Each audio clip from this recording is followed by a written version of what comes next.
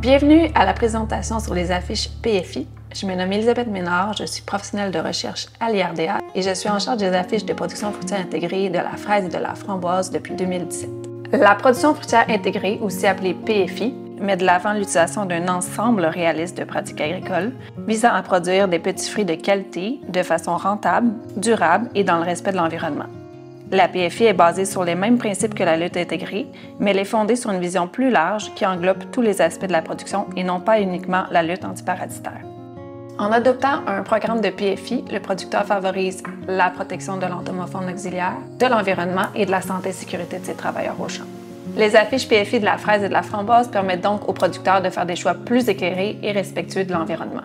Il est donc possible de dire qu'il s'agit d'un outil d'aide à la décision dans une situation de lutte contre plusieurs ennemis. La première version des affiches de production fruitière intégrée a vu le jour en 2017. Les avertisseurs RAP de ces deux cultures ainsi que des conseillers des producteurs ont été appelés à choisir les ennemis les plus pertinents à mettre sur les affiches, autant pour les ravageurs que les maladies. Les homologations des produits évoluant rapidement, tout comme les connaissances sur les efficacités relatives aux produits et leurs impacts sur l'entomofaune auxiliaire, il est donc nécessaire de faire des mises à jour régulières des affiches. Une première mise à jour a été faite en 2019 et une seconde en 2022, en partenariat avec l'Association des producteurs de fraises et de framboises du Québec. Pour vous donner une idée, lors de la mise à jour de 2022, plus de 550 codes ont été ajoutés ou modifiés sur les affiches, ce qui confirme l'importance de faire des mises à jour fréquentes. Pour faire suite à la sélection initiale des ennemis et pour débuter le processus de mise à jour d'une affiche, une revue de littérature est faite par l'IRDA pour trouver des nouvelles codes d'efficacité et de toxicité. Des guides de production de différentes régions des États-Unis, dont la Nouvelle-Angleterre, mais également de l'Ontario, recensent des efficacités de produits homologués dans leur région. Ces codes d'efficacité peuvent donc être utilisés comme référence de base. Puis, les codes de toxicité ont majoritairement été pris sur une grande base de données nommée la base des données sur les effets secondaires des pesticides, hébergée par l'Organisation internationale de la lutte biologique et intégrée. De manière à être plus proche des réalités du terrain, seuls les résultats d'études en conditions naturelles et utilisant des doses similaires à celles utilisées au Québec ont été conservés. Par la suite, les différentes codes sont donc présentées à un comité d'experts composé d'agronomes et de producteurs. Ils peuvent donc débattre sur le choix final des cotes selon leur expérience terrain. Les cotes finales des produits sont donc choisis après une importante concertation du secteur. L'affiche est séparée en 4 grandes catégories: les produits phytosanitaires, leurs matières actives et leurs groupes chimiques, les ennemis des cultures, donc les maladies et les ravageurs, ainsi que leur homologation et leur code d'efficacité, les codes de toxicité sur l'entomofaune auxiliaire et les données reliées à la santé et sur l'environnement. À noter que tous les items sur les affiches sont par ordre alphabétique et non par ordre d'importance, et le tiret indique toujours une absence de données. Nous avons donc une première catégorie qui présente les produits phytosanitaires acceptés dans la culture ciblée. Ainsi, au recto se trouvent les insecticides et les acaricides. Les acaricides sont toujours présentés au bas du tableau dans un encadré en gris foncé. Et logiquement, au verso, on retrouve les fongicides. À côté des produits, vous trouverez les matières actives et leurs groupes. Les différents groupes reflètent des modes d'action qui diffèrent selon la famille chimique. Les produits à base d'une souche bactérienne sont nommés sur leur nom scientifique en italique. L'icône représentant une petite note avec un crayon met l'accent sur les produits nécessitant une prescription.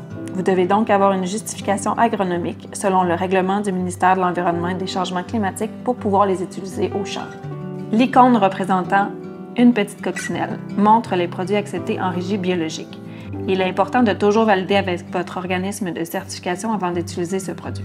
Nous avons donc une catégorie, les ennemis des cultures, donc les maladies et les ravageurs. Vous avez par exemple des insectes spécifiques comme la Drosophila LTHT, Drosophila Suzuki, mais vous avez également des familles d'insectes comme les pucerons ou les cicadelles. Sous chaque ennemi, le nom scientifique est également inscrit pour clarifier l'ennemi. Pour l'exemple ici sur la fiche des framboises, dans certains cas, le ravageur en question est identifié sous un nom scientifique, selon une famille, mais également sous un nom d'espèce. Ces cas indiquent qu'il existe actuellement sur le marché un produit homologué visant la famille entière et un produit dans la même colonne visant uniquement l'espèce spécifiée. Les cases vertes indiquent les produits homologués pour un ennemi spécifique dans la culture ciblée. Veuillez toujours valider cette homologation en fonction de l'étiquette du produit.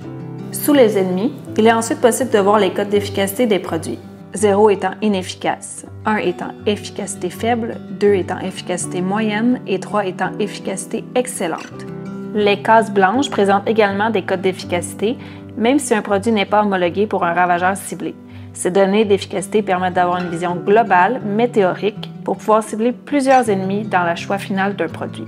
Il existe en effet des observations terrain d'ici ou des codes d'efficacité d'ailleurs en Amérique du Nord qui sont reflétés dans les codes sur les affiches.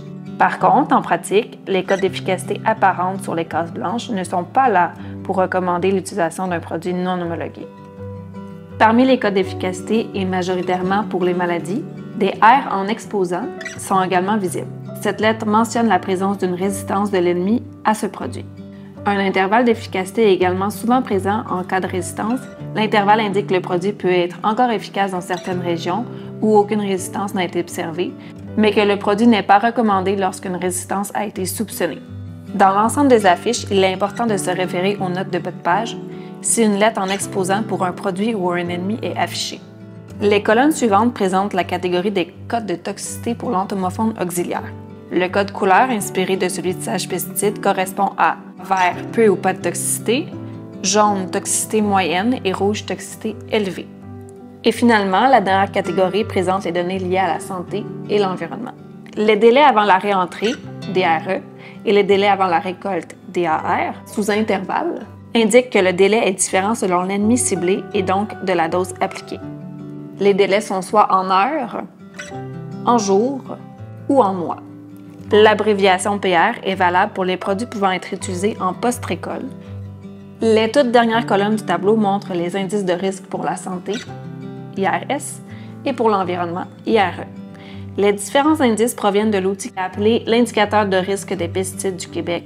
Plus l'indice est bas, plus le risque est faible. Deux exemples ont donc été choisis pour démontrer comment les affiches PFI peuvent vous aider à prendre des décisions qui prennent en compte plusieurs variables en situation de lutte aux ennemis au champ. L'exemple numéro 1 porte sur les ravageurs de la framboise. En situation de pucerons et de cicadelles au champ, le producteur pourrait vouloir mettre du C20 ou de la selle.